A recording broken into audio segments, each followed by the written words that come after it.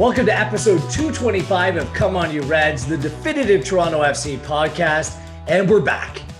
Yes, we're back. Gareth Wheeler, Terry Dunfield, but the team is back. A much bigger, better, brighter story that will go on and make your day. TFC coming off a 1-1 draw at BMO Field against Orlando City.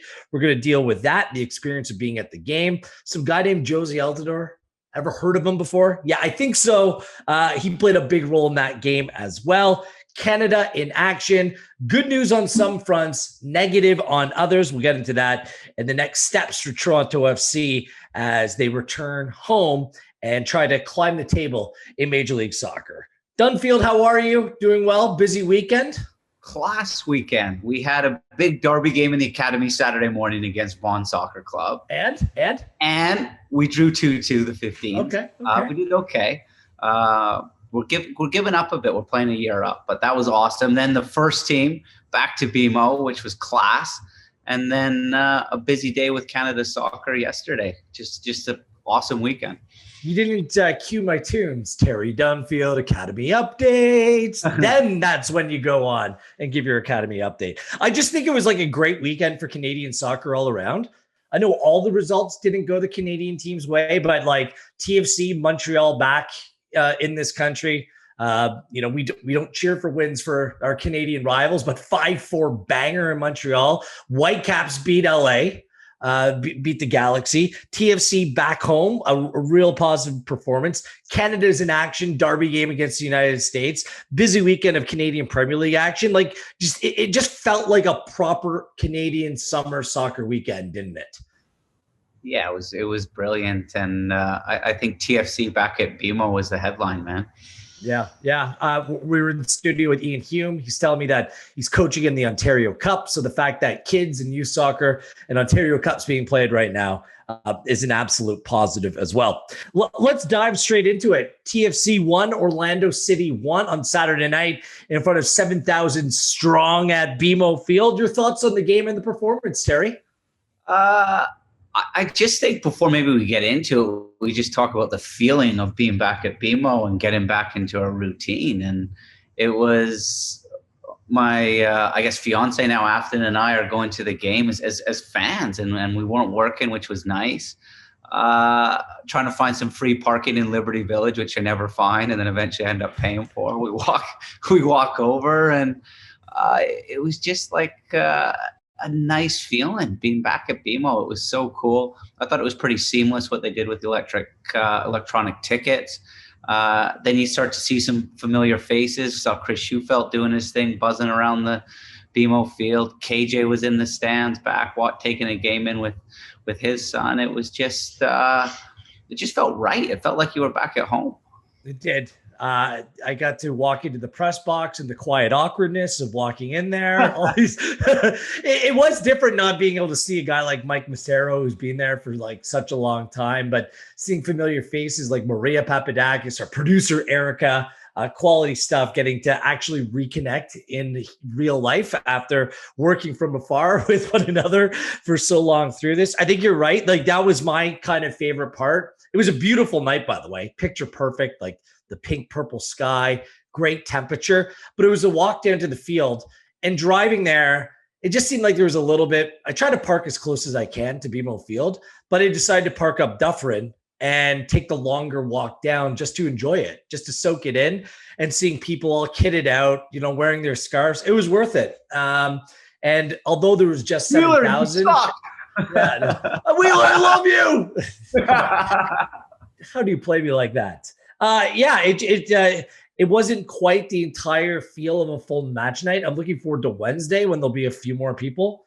But the familiar sights and sounds, that's what kind of brings it back to you. Did you feel comfortable in the crowd? I know that's a concern to some fans. Many people are just confident, double vaccinated, comfortable going forward.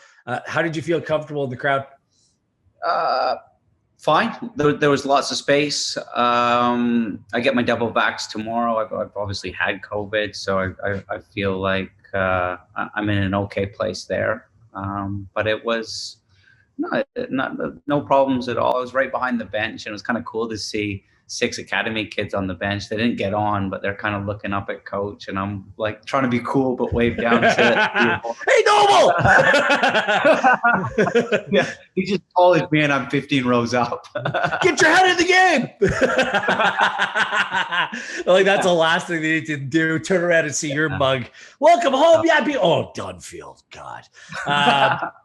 No, it seemed like everyone had a good time. And as far as the game goes, and we'll talk about some of the moments, but my overarching takeaway is that the team looked happy, right? Like, didn't they look like themselves? And I know your vantage point, it becomes different in real life than it is on camera, but the way that they went out and just tried to express themselves, like, I don't think that we truly could understand just how miserable the team were at times, living away from home for so long. And that's why it's sustainable only for so long, Terry. But coming back at home, there was an extra jump in their step. There was a freedom about their play. And you're like, yeah, this is the Toronto FC team that I'm used to seeing. That was kind of my biggest takeaway over the night, rather than anything technical or anything result driven. Yeah, I agree. I think the boys looked comfortable. They looked organized. There was purpose to how we were attacking and defending. I just took a quick look at the stats from when we played Orlando after the short break, and statistically there wasn't a whole bunch in it. But I agree with you. I think the flow to the game was very positive, and I thought there was some fluidity to our movements. Orlando really started on the front foot. I thought they were on top of us for the first 5 minutes, and then Mendez goes down a couple times. But once we kind of got through that first kind of 5-6 minutes, I'd say we were in control. Mendez is a great player, by the way. Dare I say he's Trey Mendez? It wasn't tremendous news for Orlando City when he went off through injury, but that's when Toronto FC kind of got the foothold in the game. And then it turned out to be the Jefferson Soteldo show. Like, he is just such an elusive player, so difficult to take down. And if you look at the type of player, the profile of player that TFC has been missing over the last few years, it's that player that isn't afraid to take you on the dribble, right? Like, try to go on and beat a man. And this isn't a player that will just take on one. Terry was taking on 2, 3, 4 players at a time. He was unbelievable to watch, and it brought the life up in that place. Not to say that people weren't into it from the get-go, but even for the people, like, when you're separated from everyone, you're not going to make as much noise, but everyone was on their feet. Like, he was just electric. Yeah, that's all I heard in the first half. Who is this guy? Is this guy Javinko? Like, he could get his like that. Wow, his shorts are high, but man, he can play. He's producing. And I mean, yeah, I think he had 19 dribbles, 11 of them successful. In the end, he was going past 2 or 3 at a time, and I thought he drew over a lot of players, which meant our attacks finished on the other side of the pitch, and maybe we missed a little bit of presence in the box, but we were getting into great spots in the first half for sure, and he was a big part of it. Yeah, Ibn Pozuelo had a little bit of a connection. I think that will continue to grow. The best chance created was the one where Soteldo took out 3 players and ended up playing the through ball to Dom Dwyer. He just hesitated a couple of times instead of trying to get that shot away quickly. It was Dom Dwyer's TFC home debut. And yeah, just you're like, pull the trigger, pull it. Oh, and then the chance just went for waste. Yeah, it was. I think Soteldo just before that had actually been stopped a couple of times, and you're thinking, okay, maybe keep it simple, but he's fearless. He just picks the ball up and goes again. He's so confident. And this time, seeing him in full flight, skipping past a couple of players, you're just like, holy shit, like this is special. And Dom Dwyer's on the end of it. And you kind of feel like when your teammate does something like that, you don't want to ruin it for him. Like, you want to keep this going. And Dom Dwyer, I think he actually did the right thing by checking back. I know he's coming off a knee injury, and it's very different from training and being in the gym to match sharpness, that last couple of percent. And he just, when he checked back, wasn't able to really find his feet. I thought it actually opened up the goal well. And he made the right decision. Unfortunately, couldn't execute. Pedro Galese is probably the best goalkeeper in Major League Soccer, with all due respect to Andre Blake. He's a great goalkeeper. How are you going to say Alex Bono and Quentin Westberg? Great goalkeepers as well, but I think that those two right now are up here. Galise could probably get into teams 11s in midfield. He's so good on the ball. He's amazing. He's the Peruvian number 1, by the way, as well. If you're listening and you're not familiar, I mean, he's a great goalkeeper. With Soteldo, I know when I played, I would rather have been marking the big slug. You know, you can kind of chop at him a little bit, be physical. Not really sure how to defend a player like that that's so small and shifty, because you feel like if you're over aggressive, you're in danger of, you know, obviously fouling, but swinging and missing and just being left in the dust. Like, I guess you just try to keep him in front of you, right? Like, that's all you can do. Yeah, maybe buy time for your teammate to come back Right. and give you a little cover. And hopefully we'll start to see if he gets half a yard. He can finish as well, or pick out a pass. Like, he's got quality, he's got that in his skill set as well. What he does is his feet are so quick, he almost waits for the defender to commit. And then once the defender commits, he kind of skips past you, or he sets you up to commit as well, and then almost draw you in. Just a top operator. I think you made a great point, Wheels, about Pozuelo. I'm still not quite. I know they say they're friends off the field and they spend a ton of time together. I'm seeing 2 Mavericks out there. I'm not really seeing them come together. I know they're on the other sides of the field right now, but I think that's I think that's a growth area. And if the 2 of them can work a little bit closer together, I think that could be difficult for opposition. Well, I want to get into some of the kind of tactical adjustments in a few moments' time, but we might as well continue to speak about the big moments. And there's 2 big moments in the game. One was in the 64th, the other was in the 72nd, and they both revolved around Josie Altidore, a player that Toronto FC fans largely thought they'd never watch again, wearing red at BMO Field. He was introduced in the 64th minute after not playing for the team since May 22nd. Standing ovation. I'm not sure if I saw anyone off their seat.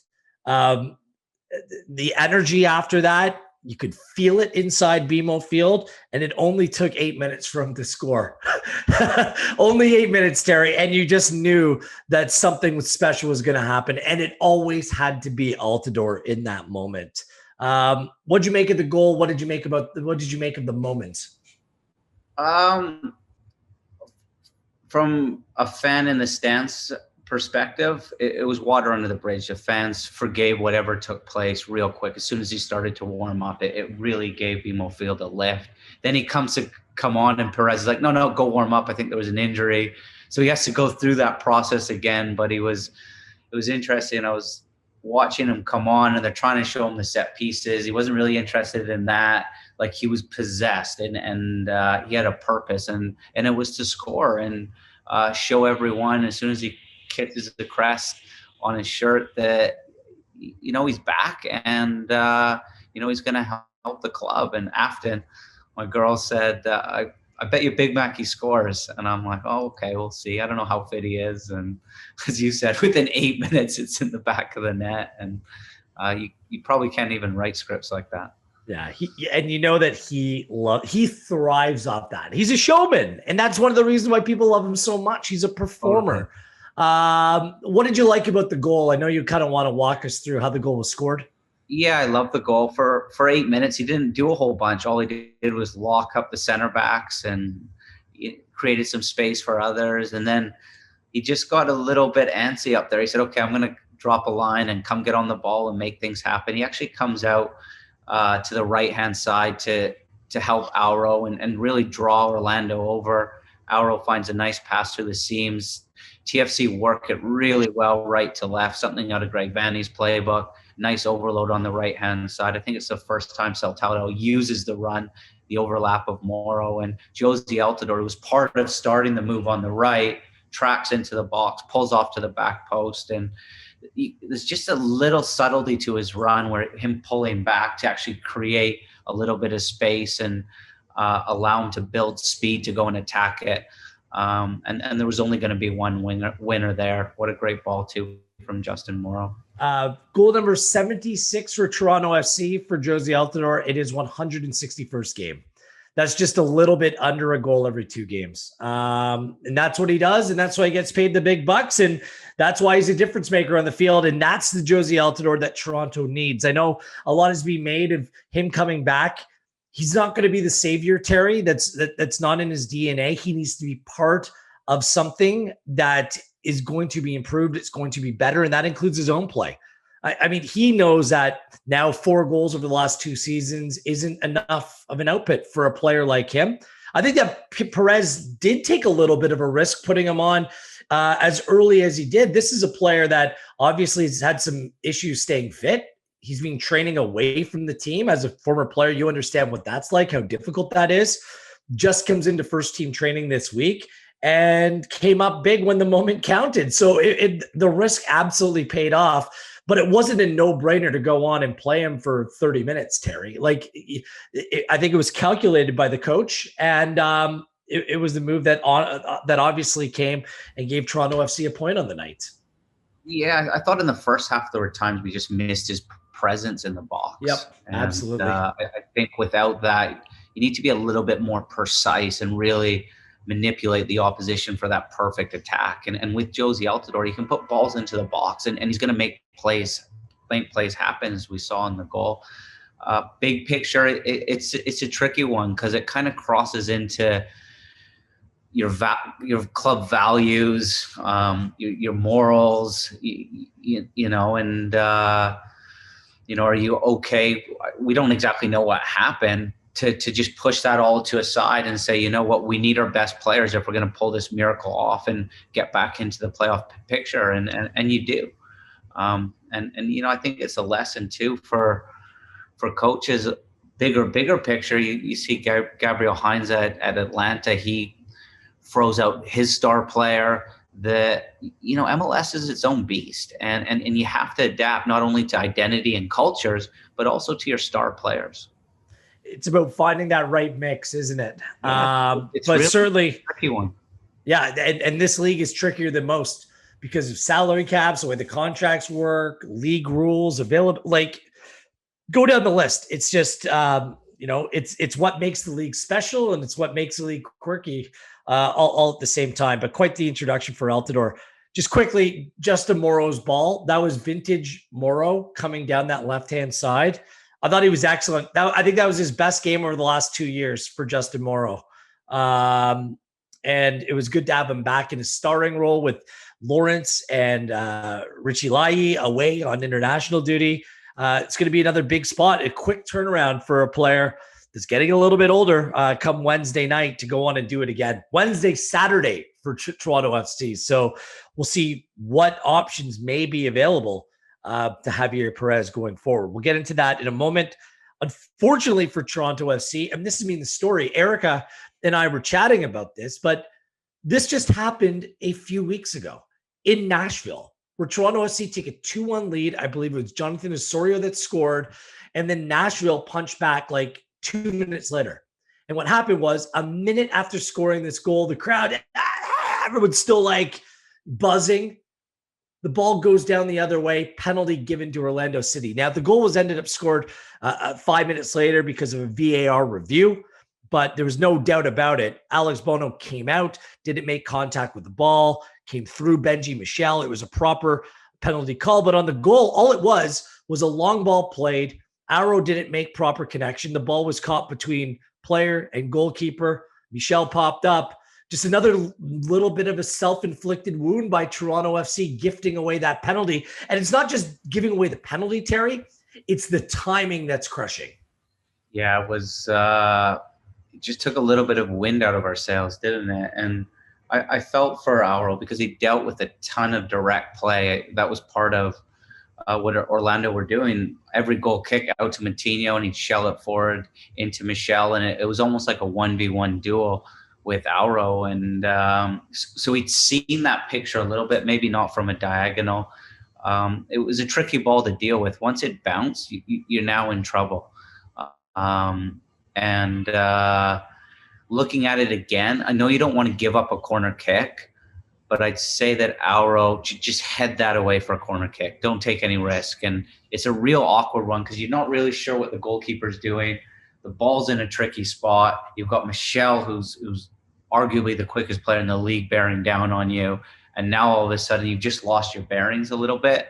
And maybe takes his eye off the ball for a second, doesn't get a whole bunch of contact. You're worried too if you head it back to Alex Bono. He's coming at you. It maybe goes into the back of the net. And, I'd maybe suggest in that moment, just put it out for back across Alex Bono for a corner kick. Completely agree. The way that TFC have been conceding goals, you need to play it safe at this point. I know the natural instincts. Absolutely. And Auro is such a talented player that can absolutely play that ball. But the timing was everything, right? There. After that, I don't know about you, Terry. The game kind of fizzled out after. TFC had put in a lot of work, a lot of running. They'd been the protagonist. And at that point, Orlando was just happy to sit back and defend and come away with that point. They were absolutely content with that. Yeah, it was. It became a little bit start-stoppy. Neither team really created a clear-cut opportunity. And I think at that point, I'd say probably both sides were okay with the point. For TFC, this is 4 points in Perez's first 2 games. It'll be disappointing going up 1-0 against a very good Orlando side that you're not able to protect that lead a little bit more. And, if Orlando stick it in the top corner, if Nani does something special, you can hold your hands up and say, okay. Chris Mueller came on. He was a handful as well, some of his movement. Yeah, a player that hasn't been playing for Orlando. I look at his profile. I would like a player like that up here in Toronto. Seriously, he fits the bill for what Toronto FC needs in their team right now. So a 1-1 final, TFC go up to 9 points on the season. Overall, Terry, I'm giving that performance 7.5, 8 out of 10. No problem. They were the better side. Statistically speaking, the better side as well. And I think it's harsh that they didn't come away with the full 3 points in this one. Yeah, and I'd say too, there was a lot of repetitive action. It wasn't random. You could see what we were trying to do in the build. I think Perez is utilizing Michael Bradley a little bit better. Him setting up our attacks just brings a little bit more control to it. I thought we overloaded their midfield too well. Endo kind of tucking in at the right time. Pozuelo. It's just kind of maybe a little bit more work in the final third. And I'd say defensively that we protected our goal. We defended in a low block quite well. It's going to be tricky when you've got 3 Mavericks and Josie Altidore, Saltaldo, and Pozuelo that don't really want to defend. They'll put some pressure on the ball carrier initially and repress, but then you're defending, maybe without those guys. But you can put up with it because there's such weapons going the other way. So that kind of is a perfect segue into our next little bit of a conversation here. Javier Perez now has been in charge of this team for 2 games, a win and a draw. What has he changed? What have you seen that's different out of this group? Number one, Michael Bradley a little bit deeper and maybe finding a way that his skill set and he's able to help us really set up attacks. So he's dropping into a 3 to help us progress up the field. I think Markey's back in a position in the middle of the park. I thought he was excellent on Saturday night. And then I'd say defensively, statistically, there's not a whole bunch different from Chris Armas, but it's a little bit more of a lower block and us kind of playing from there if we're not able to repress and get that ball back right away. There's a couple things. TFC's still playing direct, but they're keeping the ball during periods. I think that it's a little bit more of a balanced approach. And I think the whole idea of getting that right side of the midfield right, just Marky Delgado isn't an attacking wide right player. Endo fits the bill in that position for now. The work rate, if you go through the statistical analysis of the work that he does, the running that he does on and off the ball, it's one of, if not the highest in the team. And right now, I think you said it, this is going to be the biggest challenge for Perez in Toronto FC. How do you make it work from a defensive perspective? You call them Mavericks.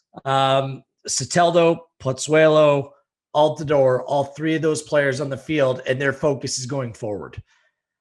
Do you have enough defensive protection in order to solidify that area of the field? Because TFC have still conceded the most goals in the league, Terry. So that's going to be the biggest issue to solve in this team. If you have enough behind, if you're good enough defensively, then you're going to be okay. But I think that kind of adjusts the way that you play at times. And you have to think about, how do I mitigate some risks? Or are we willing to take risks when we otherwise would naturally be, want to take them during games? Perhaps you just can't. Perhaps you need to play a little bit more safe and allow those attacking players just to go on and do their thing when they have the opportunity to push forward.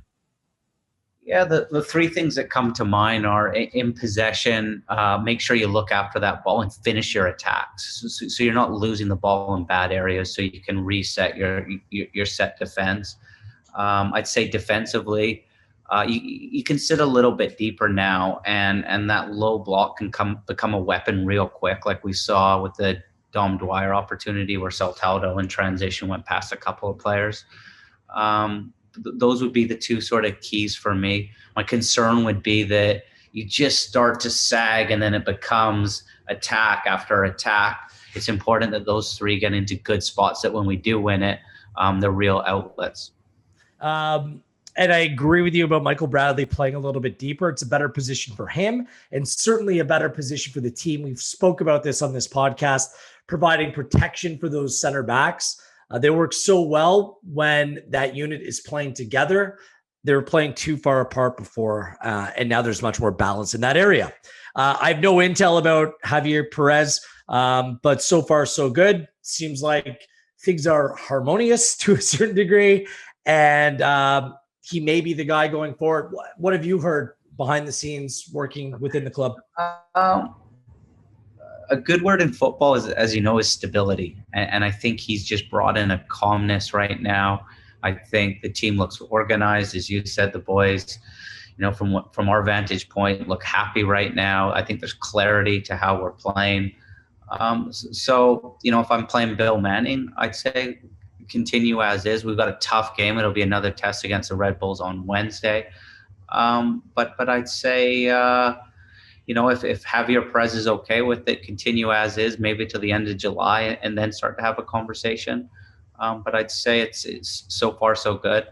I'd say his ideology is probably a little bit different to what Chris Armistead is, and I'm just speculating. The fact that just seeing TFC play, especially the game against Orlando, was very different to how Chris Armistead operated. And, it's probably tough for him to see TFC having a little bit of success right now. But I think under Perez, we're just shifting a little bit more back to, where we were under Greg Vanney. Right. We'll see. I was always told that the long-term solution or higher will come at the end of the season, but we'll see on that. The game was that much more difficult. Orlando City, an excellent team, Terry, but also TFC without 5 players away at the Gold Cup. 3 for Canada, Zavaleta with El Salvador, and Kamar Lawrence with Jamaica. They're going to have to deal with all of those players, or without all of those players, over the course of the next week as well, at the very least, as all 3 of those nations are moving on in the Gold Cup. And Canada is coming off a 1-0 loss on Sunday to the United States, a game that they played very good. There is some mixed emotions around it for Toronto FC because you miss those players in the team. Osorio came off the bench, was excellent as always. Richie Lai, more on him in a moment. But the concern revolves around Ayo Akinola. He went down through injury. It was an awkward challenge where his right knee kind of like bent inside and his leg kind of stayed in the place. It wasn't like it went completely, 60 degrees or anything like that, but it was certainly moved in an awkward way. He tried to play on, but couldn't and came off. An injury to Akinola would be terrible news for the player, for Toronto FC. He has such an important role to play, both for club and country, and now he's potentially facing a spell on the sidelines. Yeah, it was the dream start, wasn't it? Against the U.S., he just chosen to play for Canada. He would have been playing with the chip on his shoulder and something to prove. And just looking at how his knee loaded, it screamed ACL, unfortunately, and you know, adrenaline's pumping, and he's just hoping it's nothing serious and that you can run it off. He probably shouldn't have gone back out and played, and then hopefully didn't make it any worse. But it's a tough one, and it seems like every time we're doing a podcast after a TFC game, it's like, well, we were missing these players, or we had to travel, or we're away from home. It's just one thing after another. But our guys are doing us, the club, proud on the international stage for sure.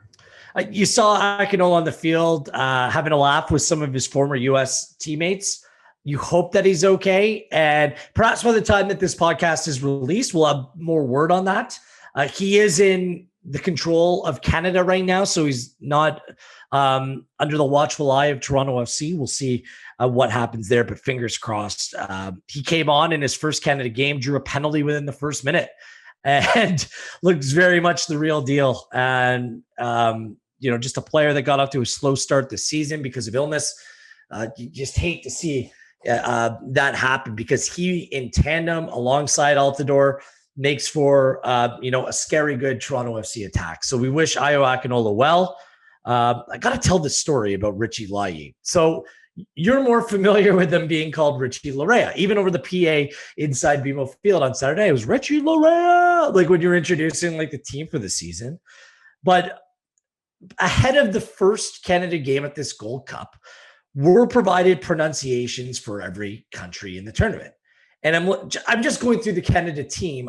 We know all the players, Terry, but you just, you're diligent, you double check, you triple check. And I'm listening, and all of a sudden I hear number 22, Richie Layi. And I'm like, hold on, what? I turn to everyone in our One Soccer newsroom. I'm like, did anyone else hear this? And everyone comes over. I guess they weren't working as hard as me, as usual. They all came over. They weren't talking as much as you. and hear him say that. They're like, what are you going to do, Wheels? It's like, you go out and take the bullets. You call him that. So in our first game that we called, at the end of the game, I kind of mentioned that there was a potential change in his name because I needed to talk to the guy. And the further I digged, I went through officials with Canada Soccer, multiple people within the camp, and they said that he recorded his name twice. He first said Richie Larea, and then he changed, no, I want to do that again. And he said Richie Layi, because this is the traditional or the proper Ghanaian pronunciation of his last name. And I guess he's had a change of heart. He can explain it when he comes back. He's had a change of heart, and he just wants to be true to what his surname actually is, which I think is like super cool. As a broadcaster, we just need to know. I'm happy to do it, and we have been doing it. So people have been taking aim at me like they usually do. That's fine. I'm the human dartboard. Go for it. And so from now on, until I'm told otherwise, I'm going to refer to him as Richie Layi. There you go. Well explained. Was it? Does that make sense to you? Yeah, I guess what went through my head is, come on, Richie, I've seen you so many times around the training ground. Just give us a heads up. You want Layi? We'll make that happen. Exactly. Brother. So some people get nervous about correcting people of their names, and it happens on first names. It happens on last names, and he's just such a polite, great guy. But yeah, it's like, I hope that this isn't something that's been bothering him. Because he absolutely could have told us early. So we're on it here on the Come On Your Reds podcast, and that's the explanation why.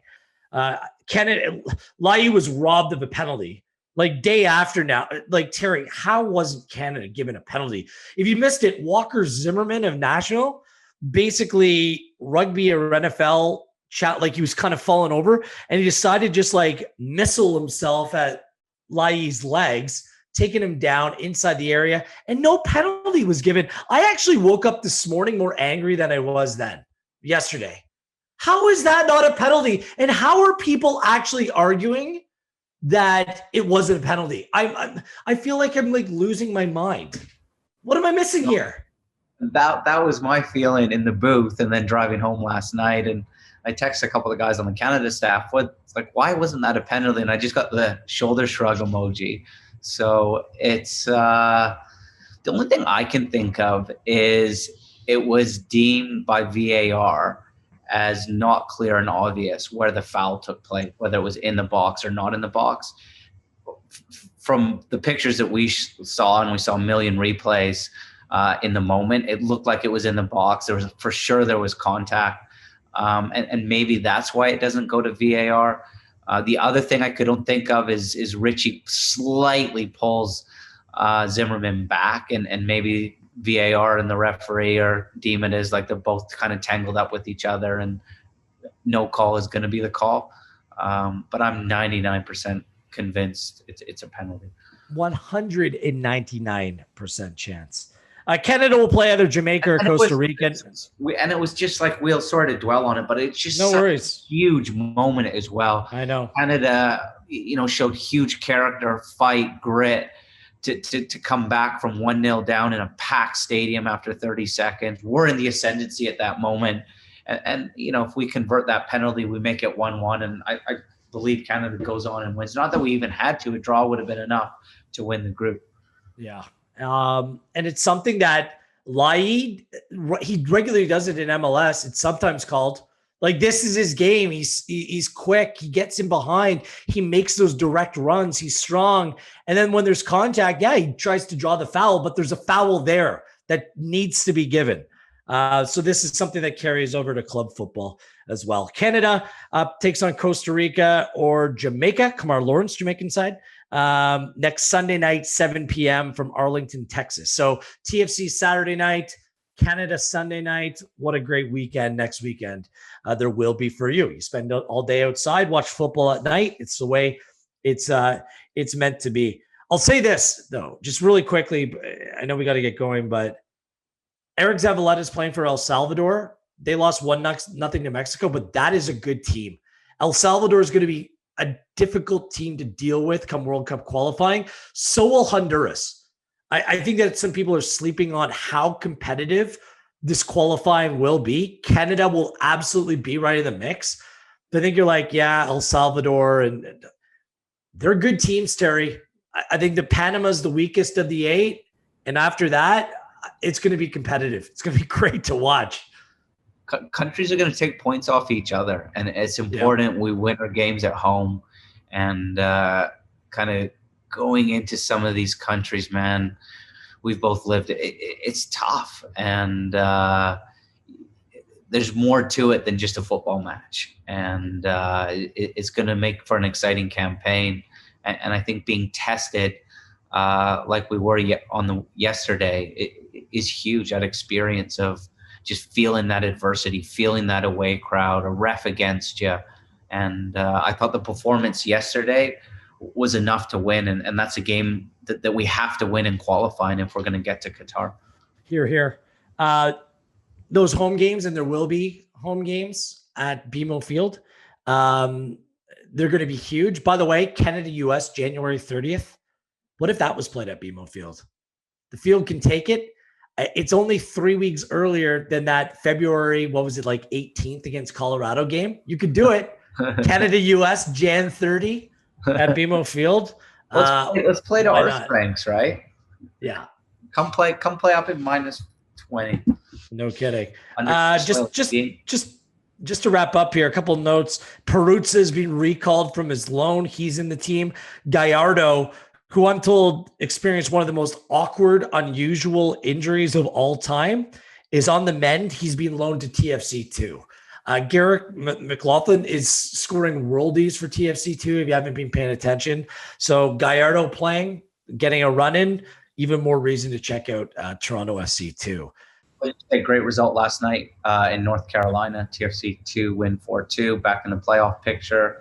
And it seems like we're saying it every week. Mike Munoz, Danny Dicchio doing some good work, as are the young guys as well.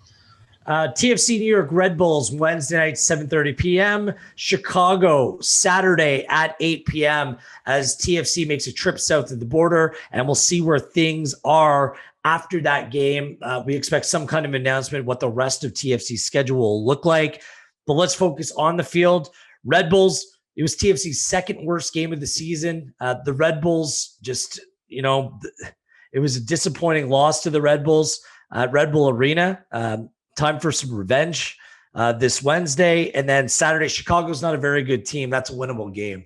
I think if you come out ideally with 6 points, you're feeling really good about yourself. 4 points isn't a travesty. I don't think you can come away with anything less than that, Terry, and expect that you're going to go on and kick on to make the playoffs. Yeah, I'd say that's fair. I think it's very different playing at home at BMO Field. And we'll start to see reap the benefits of playing at home against the Red Bulls for sure. And I'd say Chicago, let's not get ahead of ourselves, but that's a game you want to take something. Good stuff. Anything else you want to add? No, that's great. That's great. Terry's going to go to McDonald's and buy his fiance a Big Mac. I'm going to go try to get some sleep. It's a busy week. These are busy times. TFC is back, thrilled, and we hope that you're part of the extended crowd, the extra 8,000 and on top of the 7,000 that will be down there at BMO Field on Wednesday night. Come say hi to Terry. Come say hi to me. Be nice, okay? Just let's be nice to one another. I'm all about giving hugs. Thanks to our producer, Erica. Thanks to Terry Dunfield. As always, I am Gareth Wheeler. And this has been Come On You Reds.